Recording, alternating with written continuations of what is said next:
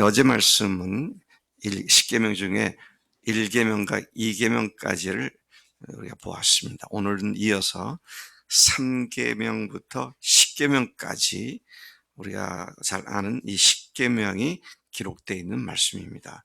십계명은 출애굽기 19장 20장에서 하나님께서 이스라엘 백성들과 시내산 언약을 맺을 때 주셨던 말씀인데, 그것이 다시 여기에 기록되어 있습니다. 이것은 그 후 38년 후 모세가 그 38년 전의 일을 회상하면서 이스라엘 백성에 다시 그들에게 분명하게 선포하고 있는 말씀인 것이죠. 우리가 잘 아는 대로 1계명부터 4계명까지는 대신 관계죠. 하나님을 향한 관계에 관한 계명들이고요.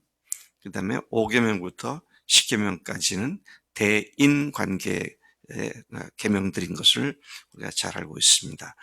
대신 관계에서 어제 1계명과 2계명은 나 외에 다른 신이 없다. 다른 우상을 섬기지 말고 그 어떤 우상 형상도 만들지 말라.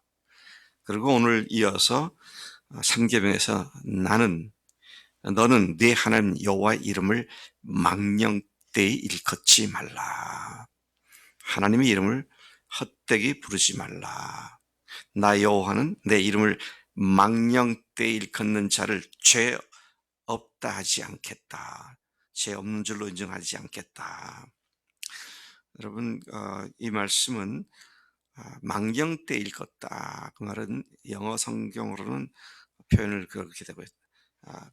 call his name, 그분의 이름을 in vain, 헛되게 부른다, 그런 말이죠. 그분의 이름을 헛되이 부르지 말아라. 무의미하게 아무렇게 부르지 말라, 그런 말씀이죠. 구약에 따르면 하나님은 그분의 이름을 매우 중요시 여기십니다. 여러분, 그 유명한 시 23편에도 보면 자기의 이름을 위하여 의의 길로 인도하시는도다 그랬습니다. 여호와는 나의 목자시니 쭉 말씀하다가 자기의 이름을 위하여 나를 그의 의의 길로 인도하신다. 왜 하나님은 하나님의 이름을 그렇게 중요하게 여기셨는가? 이름은 곧 하나님 자신을 나타내기 때문입니다. 그래서 성민이한테 내가 한번 물어볼게. 내 아버지 성함이 어떻게 되냐? 아이, 역시 본바가 있는 집안 출신이네. 예, 제 박홍규입니다. 그러면 본바가 없는 사람이에요. 근데 왜 그렇게 홍자, 규자 굳이 그렇게 말을 하나요?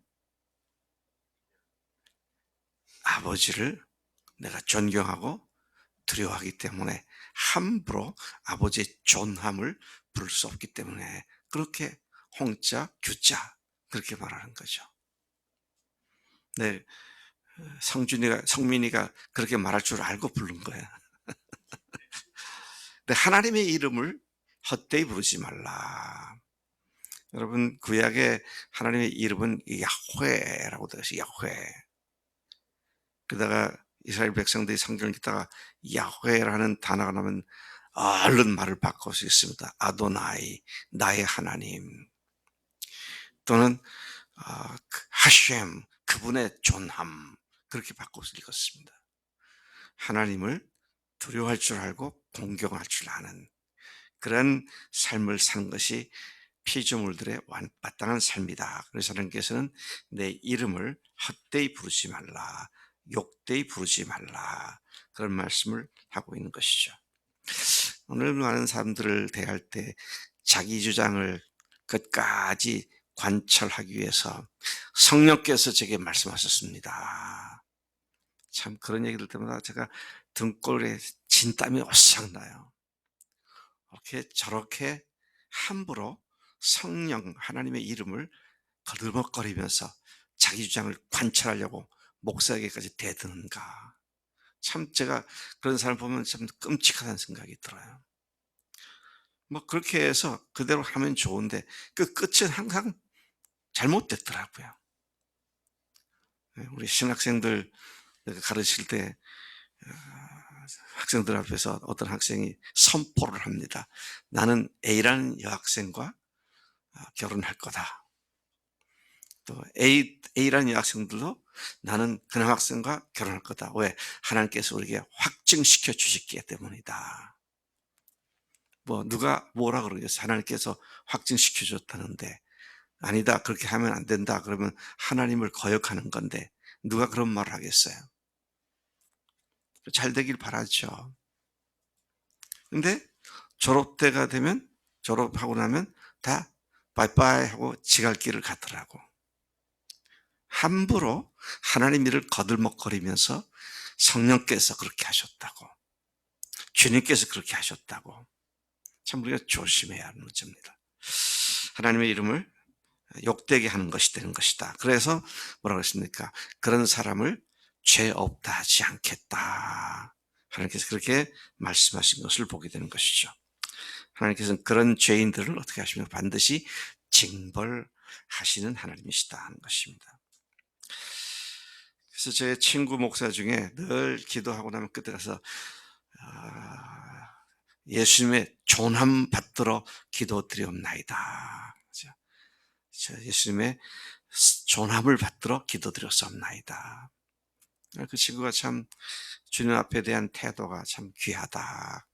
그래서 제가 많이 배워야겠다. 그런 생각이 드는데 습관이 그렇게 안 들으니까 잘 안 되더라고요. 네, 예수님의 전함 받들어 기도드립니다. 자, 12절에 보면 이제 4계명이 나오죠. 네 하나님 여호와가 네게 명령한 대로 안식일을 지켜 거룩하게 하라. 6일 동안은 힘써 부지런히 내 모든 일을 행하고 제7일에는 내 하나님 여호와의 안식일이니 너, 내 아들, 딸, 남종, 여종은 물론이고 네 소, 나귀, 모든 가축들 그리고 내 집에 머무는 손님도 아무 일도 못하게 하고 내 남녀 종들도 너처럼 안식하게 하라 그랬습니다. 근데 왜 안식하게 하라 그러냐면 15절에 그 말씀을 덧붙이고 있는데 내가 기억할 것은 내가 애굽 땅에서 네가 애굽 땅에서 종이 되었을 때 네 하나님 여호와가 강한 손과 편팔로 거기서 너를 인도하여 내었나니 그러므로 네 하나님 여호와가 네게 명령하여 안식일을 지키라 하느니라. 너희들을 광야로 끌어내서 너희들을 애굽에서 구출해 주었기 때문에 안식일을 지키라고 하라. 여기는 그렇게 나와 있습니다. 그런데 출애굽기 시내산 언약을 맺을 때 주셨던 20장 11절에서는 안식일의 근거를 안식일의 창조 그게 지켜야 할 근거를 창조 사역을 마친 후 제7일에 하나님께서 안식하셨음을 제시했습니다. 그러나 여기 오늘 신명기에서는 하나님께서 출애굽 역사를 하셨기 때문에 안식일을 지킬 근거로 제시하고 있습니다. 왜 이게 다른가? 예, 잘못된 것인가가 아니라 전자는 출애굽 당시에는 안식일의 창조적 의미를 얘기하는 것이었습니다. 근데 후자는 출애굽기에서 후자는 하나님의 구속사의 역사를 의미한 것이었습니다. 그래서 출애굽기에서는 창조주 하나님을 강조한 반면 여기서는 안식일의 구속사적 의미를 강조하는 것이었습니다. 예수님이 그러셨죠. 안식일의 주인이 누구다? 안식일의 주인이 누구다? 예수님이라고 했습니다. 내가 안식일의 주인이다. 그래서 안식의 의미는 창조주 하나님의 창조를 상징하는 것과 동시에 예수님을 통하여 하나님께서 우리를 구원하신 구원 사역을 의미하기도 하는 것이죠. 근데 여기에서 우리가 좀 몇 가지 생각해 볼 것이 있는데요. 안식일을 거룩하게 지켜서 거룩하게 하라. 근데 첫 번째는 6절에 보니까요. 13절에 보니까 6일 동안 힘써 부지런히 내 모든 일을 하라 그랬습니다. 그러니까 우리가 무슨 일을 할 때 대충 설렁설렁 할 수 있는 것이 아무것도 없어요. 최선을 다해서 혼신을 다해서 자신의 직업에 충실해야 합니다. 자기 하는 일에 충실해야 합니다. 예. 그리고 6일에는 여섯째는 제7일에는이죠. 하나님이 여호와의 안식일이다. 안식일은 우리의 안식일이 아니라 하나님의 안식일이다 그랬습니다. 안식일의 주인이 하나님이시지 내가 주인이 아닙니다. 안식일이니까 쉬라는 얘기니까 우리가 놀러 다니자 그거 아니라 주님을 어떻게 더 집중적으로 묵상하고 섬기고 살 것인가 이런 것들을 의미하는 것이죠. 또 그 지켜야 할 대상자는 내 가문에 내 가족에 속한 짐승들, 가축들까지 손님들까지도 그렇게 해야 한다. 그렇게 말씀을 하고 있는 것이죠. 여러분 이스라엘과 주변 국가들이 전쟁을 할 때 보면 1차, 2차, 3차 이건 하마스가 전쟁을 걸은 것도 마찬가지입니다만 대개 보면은 안식일 날이나 그들이 일체 일하지 않는 명절날 공격을 해옵니다. 그렇죠. 머리를 쓰는 적들이라면 상대방이 아무 일도 안 할 때 전쟁을 걸어오죠. 그래서 이스라엘이 망했습니까? 승승장구해 왔습니다. 하나님이 하시는 말씀을 따르는 사람들에 대해서는 반드시 복을 주시고 지키신다라는 사실을 우리가 잘 오늘날도 보고 있는 것입니다. 16절부터 21절까지에는 이 구절들은 하나님의 백성들이 동료 인간들에게 어떻게 해야 하느냐, 동료 인간들과의 사랑 관계를 이야기하고 있죠. 그래서 여러분 예수님께 율법사가 어느 계명이 큽니까? 그러니까 첫째는 내 목숨 다하고 힘을 다하고 정성 다하여 내 하나님을 사랑하라. 둘째는 그와 같으니 내 이웃을 내 몸같이 사랑하라. 그래서 1계명부터 4계명을 하나님 사랑, 그리고 5계명부터 10계명까지를 이웃 사랑으로 요약해서 제시한 바가 있는데 바로 이 부분이 이웃들과의 관계, 동료 인간들과의 사랑 관계를 말씀하고 있는 것이죠. 5계명은 네 하나님 여호와께서 명령한 대로 내 부모를 공경하라. 다른 구절들은 뭐뭐 하라, 하지 말라 그렇게 얘기하고 있는데요. 이 구절만큼은 그러면 네가 땅에서 장수할 것이다. 네가 복받을 것이다. 그런 복을 약속한 구절이죠. 약속한 계명입니다. 그러니까 세상이 아무리 개차반 같은 세상에 든다 할지라도 부모를 공경하라는 하나님의 말씀은 여전히 하나님의 철칙이고 법칙이다, 명령이다 라는 사실을 주목하고 부모에 대한 나의 태도가 어떤 것인가 늘 생각해 보아야 한다는 것이죠. 17절은 제6계명을 말하고 있는데 살인하지 말라. 살인은 주님이 규정해 주신 살인은 형제를 미워하는 것이 살인이라고 했습니다. 살인하지 말라. 제18절의 7계명은 간음하지 말지니라. 간음하지 말지니라. 그래서 이 여자들 남자 여자의 문제 성적인 범죄를 하면은 그렇게 그 말을 바꿔서 7계를 범한 사람이다. 그렇게도 말하죠. 예. 그다음에 또 19절에 보면 제8계명. 네, 그것도 앞에 7계명도 예수님께서는 여자를 보고 음욕을 품는 자마다 마음에 가늠한 자다. 그렇게 말씀했습니다. 또 8계명에서는 도둑질하지 말라. 20절인 제9계명에서는 내 이웃에 대하여 거짓 증거하지 말라. 거짓 증거하지 말라. 거짓말을 하고 거짓말로 증거하고 하는 그런 것들을 또 21절의 10계명에서 보면 내 이웃의 아내를 탐내지 말지니라. 내 이웃의 집, 그의 밭, 그의 남종, 그의 여종, 그의 소, 그의 나귀, 내 이웃의 모든 소유를 탐내지 말지니라. 그래서 우리가 이 말씀을 따라 사는 것이 그리스도인의 근본이 되는 것인데, 모든 인간의 근본이 되는 것인데, 여러분 이 구절을 다 외우고 있으세요? 십계명을 다 외우십니까? 네, 외우지 마세요.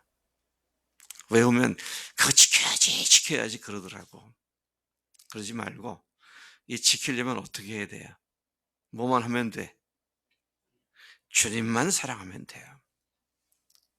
주님이 그것을 못하게 하시고, 주님께서 성령을 통해서 우리로 하여금 잘못할 때 책망하시고. 그런데 십계명을 달달달달 외워도 네, 주님을 사랑하는 마음이 없으면 언제든지 이것들을 범하게 되게 있습니다. 그러니까 우리는 율법주의자들이 아니라 하나님의 십자가의 또 부활의 사랑의 사람들인데, 주님을 사랑하는 것이 이 일들을 가능하게 한다. 그래서 여러분, 저도 정말 한순간도 주님께서 거짓말 하지 말라 그러시, 거짓말하지 말아야겠다. 또 뭐 가늠하지 말라 그러시니까 음식을 풀지 말아야겠다. 그렇게 생각 안 해요. 그런 생각이 안 들도록 성령님께만 의지하고 사니까, 살아보니까, 그렇게 사니까 율법의 내용이 내 삶 속에 이루어지고 있네? 그렇게 되는 것이지. 그래서 왜 주셨느냐? 왜 주셨냐? 기준을 제시해 준 것이죠. 죄가 뭔지를 알게 하기 위해서 율법을 주셨다 그랬습니다. 자, 그런 의미에서 오로지 우리에게 최종적인 궁극적인 관심을 쏟아야 할 건 주님께 대한 사랑이다라는 것입니다. 예수님께서 베드로에게 내 양을 먹이라, 내 양을 치라. 그 사실 네 일생을 나를 위해서 완전히 바치는 얘기잖아요. 근데 딱 한 가지 물으셨어요. 뭐? 네가 나를 사랑하느냐? 네가 나를 사랑하느냐? 에린이는 근래 주님의 사랑이 너무 감사해서 눈물을 흘려본 적이 있어? 좋아요. 그게 없으면, 주님께 대한 사랑의 감사의 감격의 눈물이 없으면 영혼이 메말라 있다는 얘기예요. 그래서 눈물이 있는 사람은 은혜가 있는 사람이다. 틀림없어요. 그래서 여러분, 오늘 이 말씀을, 율법을 들으면 그렇게 못 사는데 라고 되지만, 주님을 사랑하면 주님 잘 모르겠는데요, 제가 그걸 못 지킬 수 있는 존재인데요, 주님만 사랑했으면 주님이 나도 모르는 사이에 내 삶을 그렇게 인도하신 줄로 믿습니다. 하나님 아버지 감사합니다. 오늘 이 아침에 온 인류에게 주신 하나님의 대명령, 십계명을 저희들이 다시 보았습니다. 하나님 감사합니다. 저희들이 그것 일일이 기억을 못하더라도 나를 위해 죽으시고 부활하신 그 하나님의 엄청난 사랑 앞에 굴복한 매일의 삶이 그 하나님의 뜻을 이루는 삶이 되게 하시니 감사합니다. 아버지 하나님, 우리로 하여금 주님의 사랑에만 더 깊이 빠져들어가게 하시고, 주님의 사랑에 눈에 눈물이 마를 날이 없도록 우리를 복주시는 줄로 믿습니다. 그렇게 매일이 주님과 사랑하며 동행하는 삶이 되도록 성령님 우리 가운데 역사하시니 감사합니다. 오늘도 그렇게 살기로 하며 남은 여생도 그렇게 살기로 하오니 성령님께만, 우리 주 예수님께만 우리가 관심을 쏟을 수 있도록 역사해 주옵소서. 감사합니다. 예수님의 이름으로 기도를 쌉나이다. 아멘.